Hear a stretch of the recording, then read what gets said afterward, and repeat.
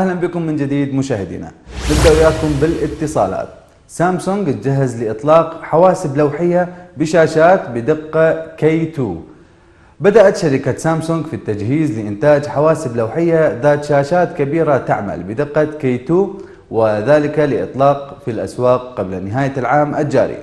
وقالت مصادر مطلعة في شركات متعاملة مع سامسونج أن الشركة اتفقت مع بعض الموردين الصينيين على القطع الداخلية المطلوبة لبدء عملية إنتاج الحواسب اللوحية الجديدة. وأضافت المصادر أن سامسونج حرصت على اختيار موردين لقطع ذات جودة جيدة وسعر منخفض، وذلك لرغبتها في عدم ارتفاع تكلفة إنتاج الحواسب اللوحية الجديدة، مما يؤثر سلبا على سعر التجزئة على طرحها للمستهلك العادي.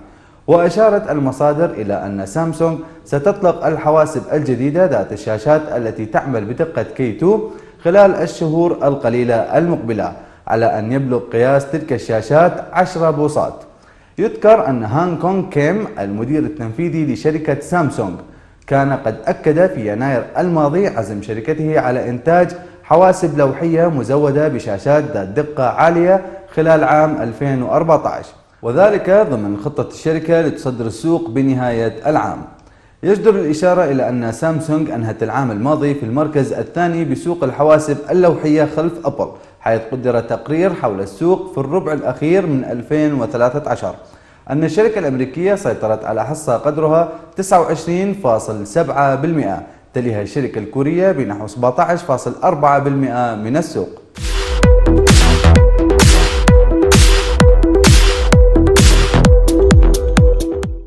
مشوار HTC أثناء تصميم وتصنيع هاتفها الرائد HTC One M8. يعتبر أحدث هواتف HTC الرائدة لهذا العام HTC One M8 هو أحد الأجهزة الرائعة بلا شك، فمن حيث جودة التصنيع يمكن القول بأنه يأتي في الجزء العلوي من القائمة، فقد تمكنت HTC من جعل الألمنيوم يلتف حول جميع أجزاء الجهاز، وقضت على حوافل بولي، ولتكملة ما بدأته قامت العملاقة HTC بصقل الألمنيوم بجودة رائعة لتضفي شعور بالراحة لعدم وجود حواف بارزة وصلبة في أي مكان في الجهاز. بصراحة هو جهاز رائع بالفعل، ومما لا شك فيه أن HTC لم تضع مجالا للخطأ مع هذا الهاتف، ولا سيما وإنه هاتف أحاد الجسم ومصنوع من المعدن. ولهذا فقد نشرت HTC فيديو قصير يظهر المشوار الذي قطعته الشركة في تصميم وتصنيع هاتفها الرائد HTC One M8، فضلا عن التحديات التي واجهتها لوضع كل هذه الإمكانيات في جهاز واحد، بحيث تجعل المستخدمين لا يشعرون بأنه جهاز كبير. We had sort of set the bar at a new level in creating such an iconic, identifiable product. It's really interesting how we've had to take something that was actually quite good and think about how we can take that to the next level. M7 did such a good job. Everybody says it's the best phone in the world. So the M8 I think is kind of the epitome of a lot of the design principles that we have been working with over the last decade. From the beginning, we starting from the honest material design concept, how we can make the M8 product next level. We definitely wanted to keep the same spirit of the product and the identity and the promise of it. We make it more refined, we make it more subtle. It's easy to draw a beautiful picture and create a challenge, and it's a whole other thing to actually achieve it. Finding a way to fit all these elements into it without growing the phone, in fact making the phone more aggressively thin, was a huge challenge. We have such a great R&D team. We come out some crazy idea to them. They feel, what are you guys thinking? It's impossible. Let's give it a try. But it's that sort of belief in doing what we think is right that drives us. We were able to make a product that has a bigger screen, but that doesn't feel substantially larger in your hand. Everyone really likes the way we have it curved back. We took that metal housing and we were able to wrap it all the way up to the screen and completely eliminating all of the polycarbonate sidewalls that we had before. And in your fingers and your hands, you just know the genuine authenticity of the materials and the rigidity, the strength. What seems small gains is actually an extreme amount of work. When it comes into the corners and how that finishes with just perfect detail, and it looks easy, that's where the magic is. When you hold the phone in your hand, you don't feel any hard edge anymore. It's just amazing. That wouldn't have been possible without countless hours between the design team and the antenna team and the engineering team. No one's doing a product like this right now. There's no comparison. This is the first time that we've been able to really establish a very, very strong DNA for the HTC flagship product. And I'm also proud that we were able to maintain so much of it in this product. It's unmistakably a one. We cannot wait. I want to shout loud to the world. This is MA.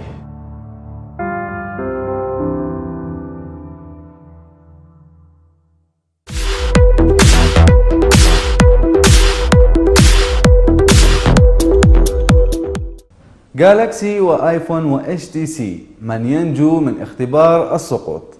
أجريت بعض اختبارات السقوط المجنونة لأجهزة جالكسي S5 وآيفون 5S واتش تي سي 1 M8 في محاولة لتحديد الجهاز الأكثر ثباتا. الاختبار الأول كان سقوط الجهاز من مستوى الجيب، أما الثاني من مستوى الأذن، ولم تتأثر الأجهزة تقريبا. والاختبار الثاني كان من مستوى الأذن، أي حوالي 6 أقدام، وفيه تضررت شاشات الأجهزة بشدة ولكن بشكل متباين. أما الاختبار الثالث المجنون فكان من ارتفاع 7 أقدام تقريبا. هنا لن أقول لكم ما حدث، فقط شاهدوا الفيديو. Hey everybody, how's it going? Matt here from TechSmart today with an end-all be-all drop test video on the 3 largest smartphones in the market. That's right, you guessed it, we have the brand newly released HTC One M8, also newly released the Samsung Galaxy S5, as well as released a couple months ago back in the fall, the iPhone 5S. What we're going to be doing is putting each of these phones up to the test with a various couple different drop heights, see how they fare, and then find out which one has the best build quality for today. If you guys are interested in winning an HTC One M8 or a Samsung Galaxy S5, simply leave a comment down below. Let us know what you think about the video, what your thoughts are, anything along those lines, as well as give a thumbs up to this video and you'll be automatically entered. More details can be found on the Twitter page. Without any further ado, let's go ahead and get to dropping. First up is the HTC One from Pocket Height. We're going to go through all 3 phones and we'll go in the order of HTC, the Samsung, and then the iPhone. So here we go. HTC One from Pocket Height in 3, 2, 1.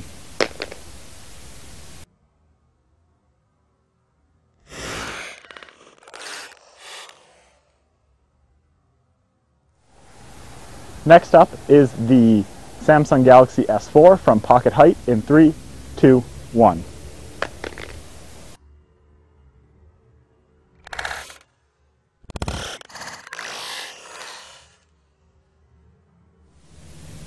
Now finally we have the iPhone from Pocket Height in 3, 2, 1.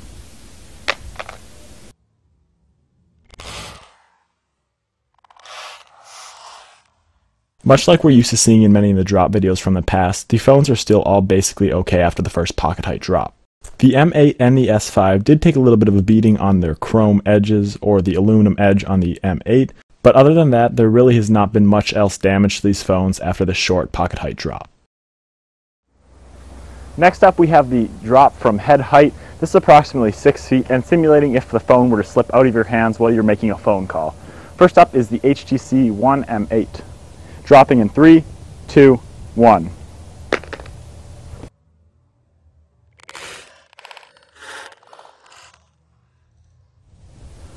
Now for the Samsung Galaxy S5 head height in 3, 2, 1.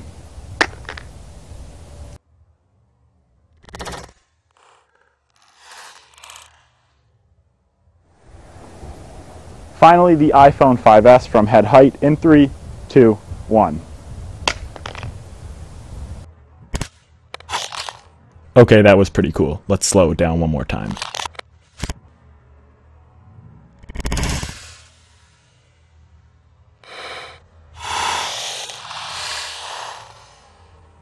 So unfortunately, if you weren't already able to tell, the iPhone has kind of met its end. Now this is a little bit surprising considering we've seen the iPhone stand up to some pretty tough drops in the past. But as the slow motion showed, it landed completely face down, and that's almost always a recipe for a cracked screen. So that means unfortunately the iPhone 5S is knocked out of this drop test as of right now. As you can still see, the S5 and HTC One M8 are still standing strong with flawless screens, so let's go ahead and drop them some more. Now with the HTC One M8 and the S5 still in fairly good condition, we're going to go ahead and do an above the head height drop and see if they can still withstand that drop. Now again, these drops are random because it's almost impossible to control exactly how the phone hits the ground, but I will be starting each drop with the screen facing down. No guarantees that it will hit the ground with the screen face down, but we will start each one from now on out with the screen facing down. So here we go with the M8, screen facing down, above the head in 3, 2, 1.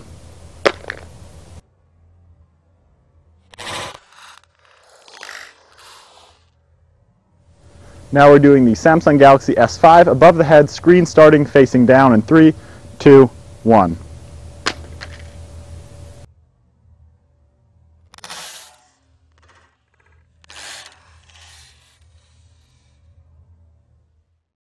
So as the slow motion showed, the S5 too has landed completely face down and cracked the screen. Now I was still able to get the phone to power back on when replacing the battery, as you can see here, and it did make a noise, but the actual digitizer itself was completely shot. In order for this phone to be usable, you'd have to get the screen and digitizer replaced, however everything else on the inside still seems to be okay, including the camera on the back. When we take a look at the HTC One, we still see that it is almost perfect, and if you also did notice, it landed completely face down much like the S5, but did survive, is still usable, doesn't have a cracked screen, and everything seems to be working alright. Alright, so up until this point, the only phone that has survived everything we've thrown at it is the HTC One M8. Now this doesn't surprise me as they've really focused in on the build quality this year, being almost completely aluminum with a fairly strong front glass coating. So what we're going to do is go ahead and do a 10-foot plus drop here, holding the phone about here, just give or take 10 feet. I'm going to drop it face down and try to make it land on the screen in an attempt to crack it and simulate the worst possible disaster. So here we go with the HTC One M8, 10 feet, face down, dropping the phone in 3, 2, 1.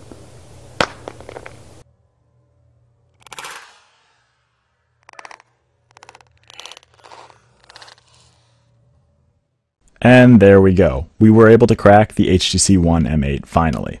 However, you have to take this with a grain of salt as it stood up to all the other drops which the 5S and S5 could not withstand, including a drop where it was held from above my head, which is over 6 feet, and landed 100% face down. It came out of that almost unscathed. So it wasn't too surprising to see when dropped from over 10 feet landing face down, this did actually crack the phone. So then how do all these devices stack up to one another when it comes to build quality? That's an easy one. I'm definitely going to have to call the M8 the winner here. Even though in these shots it looks like it got the worst beating, remember it also took the highest and most amount of drops. That leads me to give the HTC One M8 the merit of being able to be used without a case and can still withstand just about any everyday drop, even when landing face down on the screen. In the past I would have had to say that Apple, with its current day iPhones, takes the award for best build quality. However, this year with the introduction of the HTC One M8, HTC takes that award now. One small side note though is that I would not completely kick the Samsung Galaxy S5 out of this running. If you go ahead and check out the other video on our channel that I just did between the S4 and the S5, you can see the S5 can actually take a fairly large beating, including getting run over by a car, and still live. Regardless though of what this one random drop test shows, there's no doubt in my mind that all three of these phones still have a fairly substantial build quality from what they were 2 or 3 years ago. When it comes to smartphones in the future, there are two inevitable things. They will get stronger and they will get faster. And that's exactly the case here we have when Samsung, HTC, and Apple all duke it out for who has the best built smartphone. And that only means one thing for us: stronger smartphones in the hands of the consumers. Anyways guys, thanks so much for watching. Hope you enjoyed the video. Please leave a comment down below and a thumbs up to be entered in the giveaway, and I'll see you in the next one.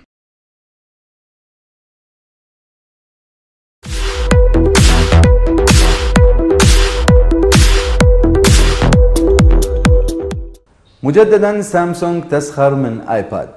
بادت الإعلانات الساخرة أسلوبا تنهجه كثير من الشركات التقنية العملاقة لتسخر من منافسيها.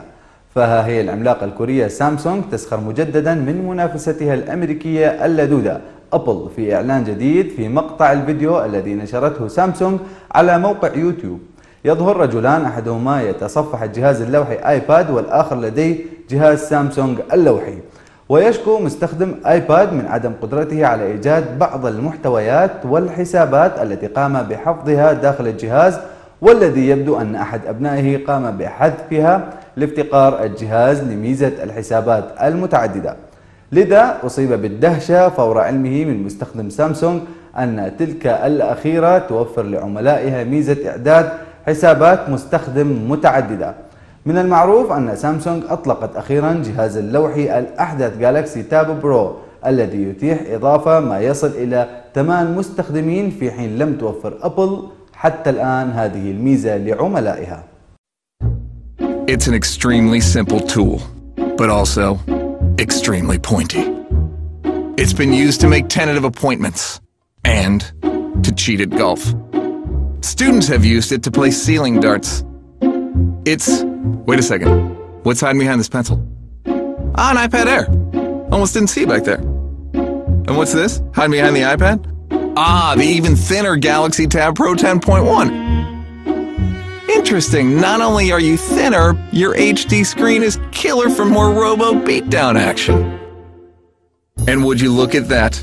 The Galaxy Tab even does multitasking. 2 things on screen at once versus up to 1 thing on screen at once. You know what? I'm going to take this Samsung Galaxy Tab and I'm going to take this pencil.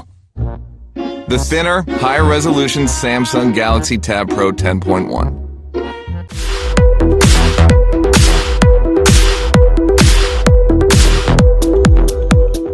من الاتصالات إلى الابتكارات.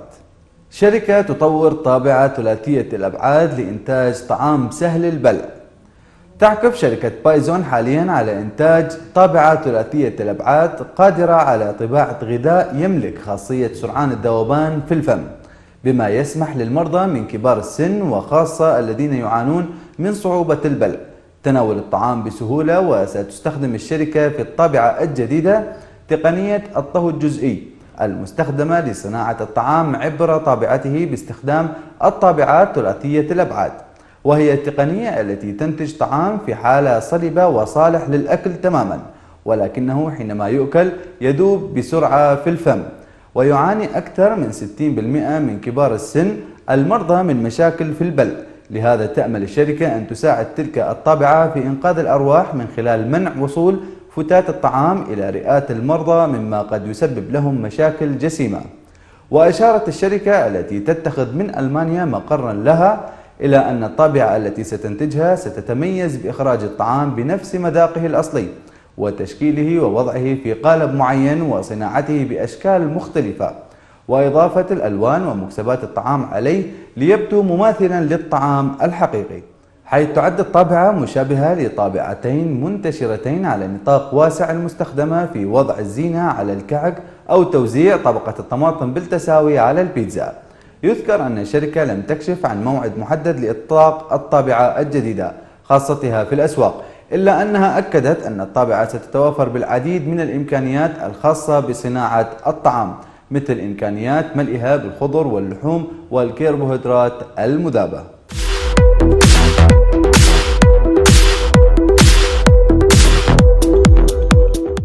تأليف المقاطع الموسيقية بحركات اليدين. تم الكشف خلال الأسبوع الحالي عن تقنية إلكترونية جديدة لتأليف المقطوعات الموسيقية الخاصة بالحفلات أو لمنتجي الأفلام السينمائية وألعاب الكمبيوتر. التقنية الجديدة تحمل اسم مويس وتتيح للمصمم تأليف ما يحلو له من المقطوعات الموسيقية بالتحكم عن بعد وباستخدام حركات اليدين فقط عن طريق حساس متطور لاستشعار الحركات لاب مويشن يعمل على تحويل حركات اليدين إلى أوامر. التقنية المذكورة تم ابتكارها لتتيح لعشاق الموسيقى تأليف المقطوعات الخاصة بهم وبسهولة من خلال حركات اليدين فقط أمام الحاسب، حيث تتيح التقنية الجديدة الحصول على مقطوعات أكثر حساسية ودقة من حيث الصوت والألحان، والتي يتم في النهاية حفظها وقراءتها باستخدام الحاسب وتعديلها في أي وقت آخر. التحكم وتأليف المقطوعات يتم من خلال تطبيق خاص يتم تحميله على الحاسب ويحمل اسم لاب مويشن مويس، وهو واحد من مجموعة واسعة من التطبيقات المتوفرة حاليا لهذا الغرض، والتي يبلغ عددها أكثر من 200 تطبيق. ولكن التطبيق المذكور متاح حاليا للحواسيب التي تعمل باستخدام نظام ماك او اس اكس 10.7 على الأقل، وهو من التطبيقات المدفوعة ومتوفر للتحميل بسعر $9.99، حيث يعرض التطبيق مجموعة من المربعات التي تتضمن كل منها لحن مختلف عن الآخر، بحيث يختار المستخدم من خلال حركات اليدين ما يناسبه من الألحان، مع إمكانية تبديل الصفحة لظهور مربعات جديدة وبألحان جديدة من مختلف الآلات الموسيقية الشهيرة. ولمزيد من التفاصيل حول كيفية تصميم المقاطع الموسيقية يمكنكم ذلك من خلال متابعة الفيديو. Using the fabulous Leap Motion controller, we're able to wave our hands in the air, and as we open them, select different musical cells. As we sweep from left to right, we bring up different musical screens with natural ambiances, or other chords, or drones and textures. A really great feature of Muse is the fact that as you move your hands closer to the screen or back towards you, you're actually shaping the sound. You're adding reverb, you're changing the vibrato, the panning, the equalization, making it brighter or darker. And so Muse is truly an expressive instrument, because not only am I just triggering sounds and effects and passages of music, but I'm actually shaping the music while I'm playing it. A very special screen in Muse is our drum screen. Now the drum screen allows you to build up complex rhythms by turning on and layering triangles. Let's add some kick.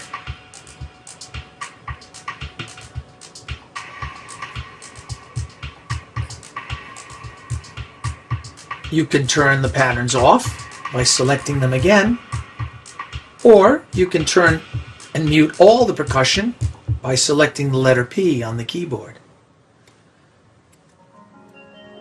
And I can bring the percussion back in.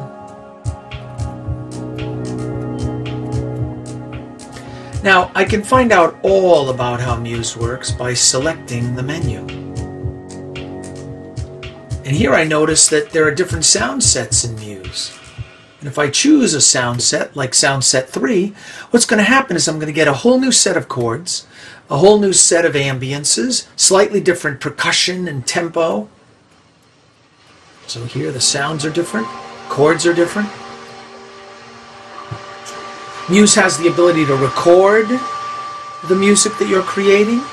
Muse has the ability to transpose the music that you're making.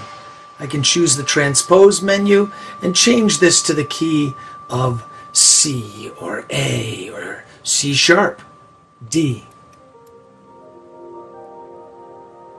I can also quickly transpose right on the fly by just choosing the letter from the ASCII keyboard. So now I'm in G, now I'm in C. Being able to transpose in Muse allows you to play with other music and other musicians. Another wonderful feature of Muse is Auto Muse. And so when I select Auto Muse, and you see that it's on now, by typing the letter M or selecting Auto Muse from the menu, turn Auto Muse on, Muse starts composing for me, and I can play with it. I can accompany the computer while it's playing. And so it's our hope that our Muse.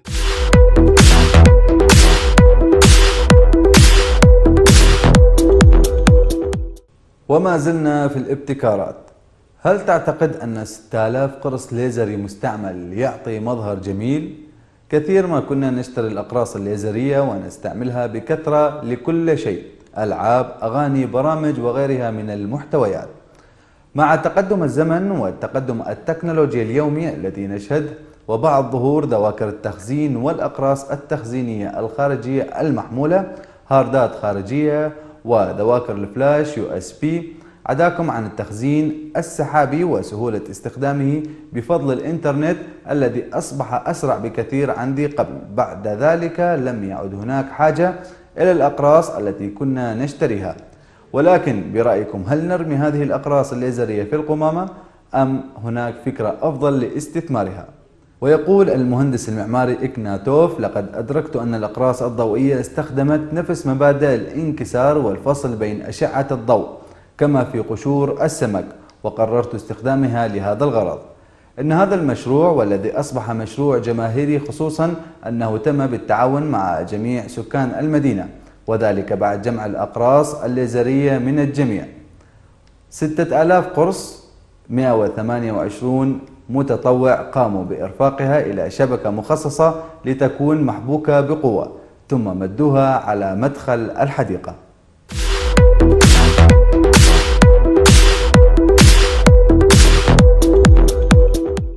بطارية للهواتف المحمولة يتم شحنها في 30 ثانية فقط.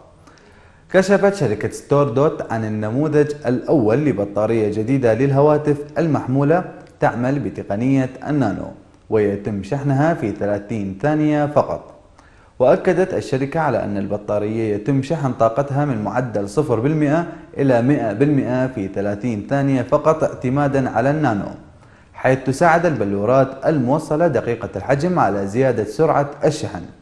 وتشير الشركة إلى أن حجم جهاز الشحن هو أقرب لحجم شاحن الحاسب المحمول وليس الهاتف الذكي، موضحة أن المنتج النهائي للبطارية سيكون خاصا بالهواتف الذكية، وهو المنتج الذي قد يتأخر لعدة سنوات، وتحتاج الشركة بعض الوقت لتحويل الشاحن من نموذج أولي إلى سلعة تجارية، حيث أكدت تقارير صادرة عن صحيفة وول ستريت جورنال الأمريكية أن الشركة تأمل في أن يبدأ إنتاج بطارياتها أواخر عام 2016. ومن ناحيته قال الدكتور دورون المدير التنفيذي وأحد مؤسسي شركة ستور دوت إن العقبة التي تواجه شركته هي أن الصناعة غير مستعدة لهذه السلعة بعد، مضيفا: نحن نتحدث عن نوع جديد من المواد التي يمكن إدخالها في أنواع مختلفة من الأجهزة. ولم تكشف الشركة عن تكلفة الشاحن المتوقعة، لكن من المتوقع أن يكون سعر التجزئة ضعف سعر الشواحن العادية، وأن يتم طرح البطاريات في السوق خلال 3 سنوات من الآن، وذلك بعدما حصلت الشركة على 6.25 مليون دولار من قبل مستثمرين.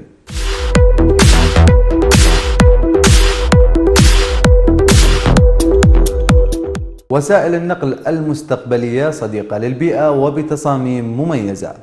جميعنا نعلم بأن مصادر الطاقة المستخدمة حاليا وعلى رأسها النفط سوف تنضب بعد عدة سنوات، ولذلك بدأ التفكير منذ وقت بعيد بحل بديل لهذه المشكلة، خاصة على صعيد وسائل النقل. فأصبحنا نجد شركات متخصصة في تطوير وصناعة السيارات التي تعمل على الكهرباء أو التي تعمل بمصادر بديلة أخرى للطاقة. وقد توفرت حتى الآن مجموعة لا بأس بها من التصاميم المثيرة للسيارات ووسائل النقل الأخرى ذات أفكار مميزة، وتتيح للمستخدم التنقل بسهولة، وتعتبر صديقة للبيئة حيث لا ينجم عنها أي انبعاث للدخان أو ما شابه.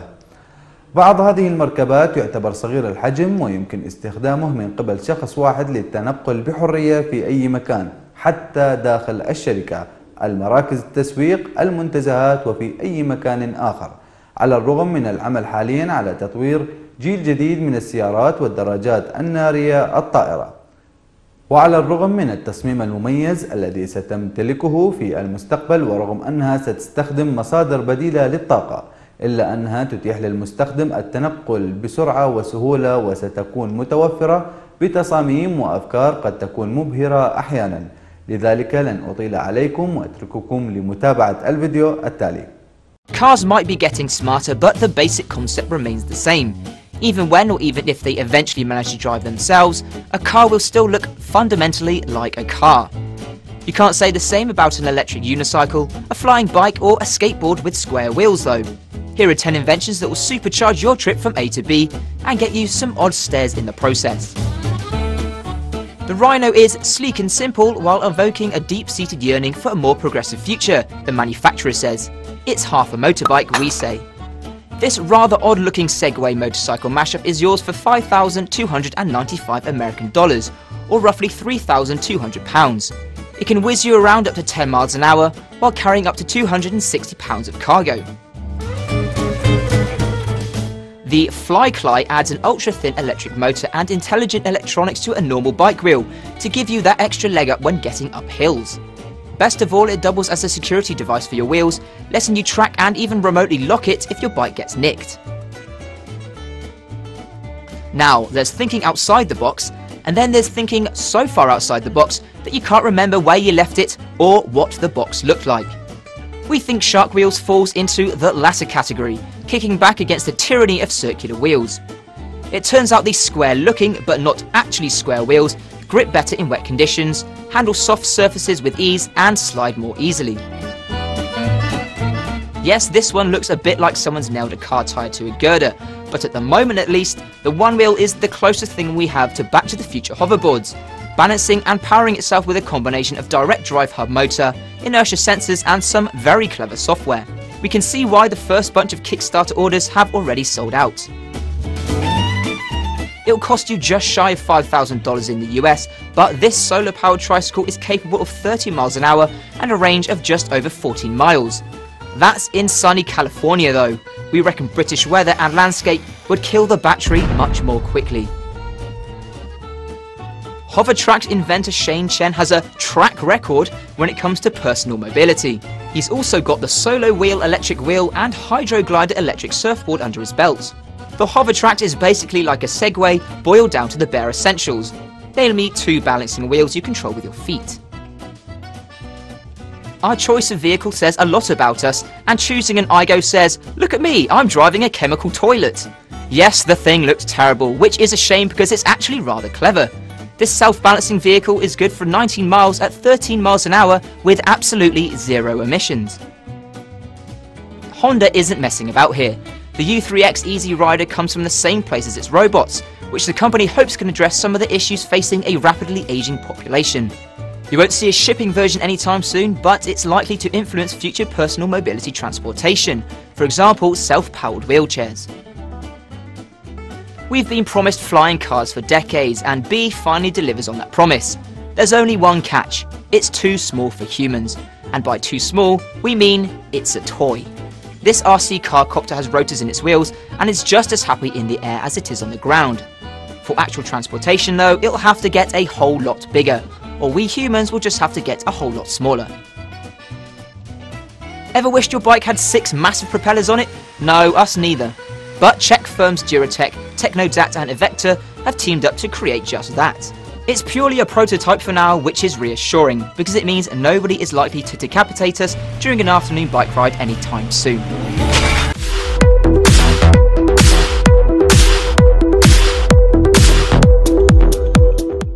أوتوماتيك تطبيق تشخيص السيارات يصل إلى منصة أندرويد. أوتوماتيك المساعد الذكي لقيادة السيارات يصل أخيرا إلى منصة أندرويد بعدما كان متوفرا منذ مدة على النظام iOS، وكان يطلق على أندرويد بإصدارات تجريبية طيلة الأشهر الماضية. التطبيق بحد ذاته يعمل على ربط السيارة بالهاتف الذكي عن طريق وصلة صغيرة دنجل ترتبط بالمنفذ OBD2 الموجودة في العربة وتتصل بالهاتف عن طريق تقنية الاتصال بلوتوث. عندها سيقوم بإعطاء لمحة عامة عن القيادة مثل عملية الكبح القاسية، التسارع غير النظامي، وكذلك السرعة. كما يحتوي أوتوماتيك على علامات لعملية القيادة لمساعدة المستخدم على تحسين عدة أمور مثل كمية استهلاك الوقود في مسافات معينة، الوقت الزمني للرحلة من أجل معرفة متى سيكون في زمن معين، أو حتى التنبيه بالحوادث التي سيقوم بإرسال إشعارات لأشخاص يتم تحديدهم في حال حدوث تصادم مثلا.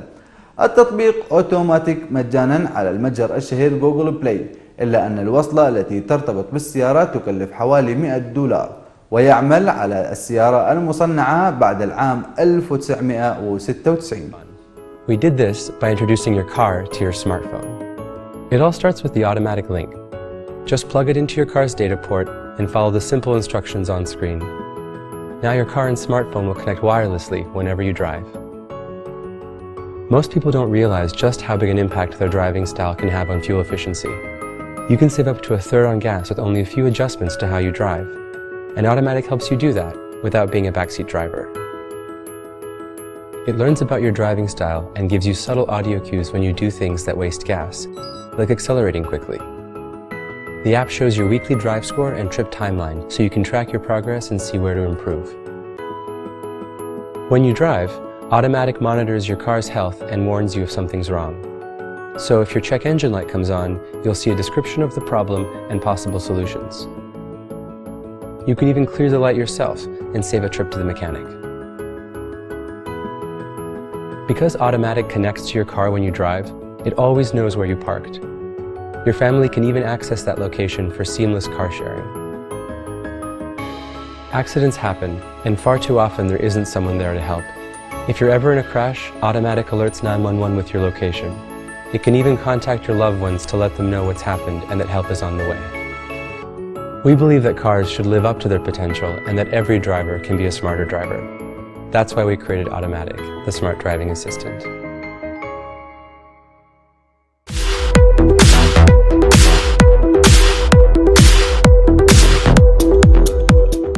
سيارة كهربائية يابانية مقاومة للتسونامي.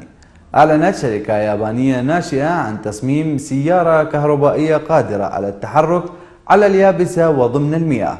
ووفقا للشركة اليابانية فإن السيارة التي من المتوقع أن يبلغ سعرها $9,000 قادرة على توفير ممر آمن ل4 ركاب في حال حدوث الفيضانات أو موجات المد التي تعقب الزلزال. وسيتم تجهيز السيارة الجديدة بزوج من المحركات الكهربائية بقدرة 5 كيلووات لتشغيل السيارة في الأماكن التي غمرتها المياه.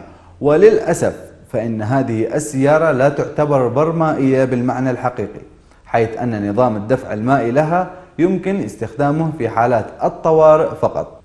ويعد الياباني هيديو هو صاحب الإلهام لهذه الفكرة بعد أن شاهد الدمار في مسقط رأسه أثناء التسونامي الأخير الذي ضرب اليابان في 2011. ووفقا لBBC فإنه من المتوقع البدء بإنتاج السيارة الميني الكهربائية بحلول عام 2015 في تايلاند.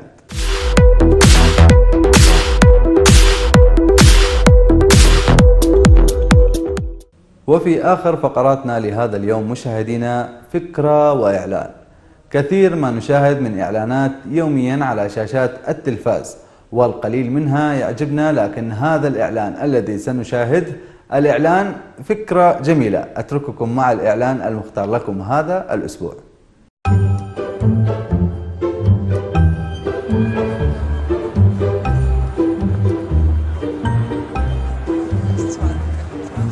Excusez-moi, je cherche le chemin de la gare. La gare, bah, c'est très simple.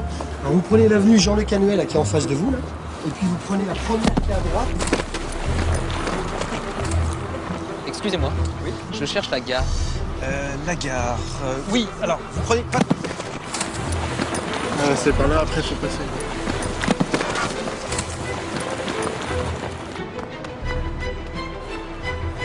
Monsieur ?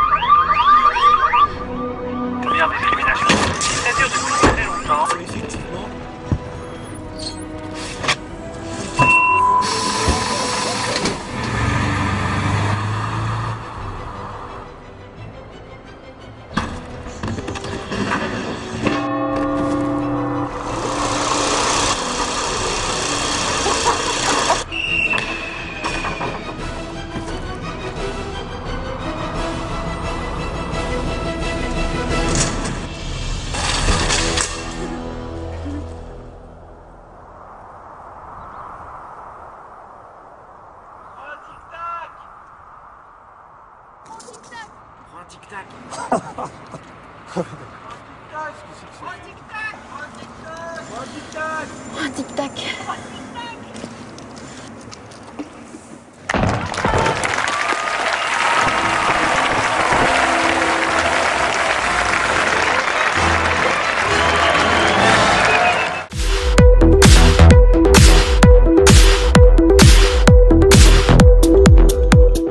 وبهذا مشاهدينا وصلنا للختام معكم، نلتقي على الود دائما، في أمان الله.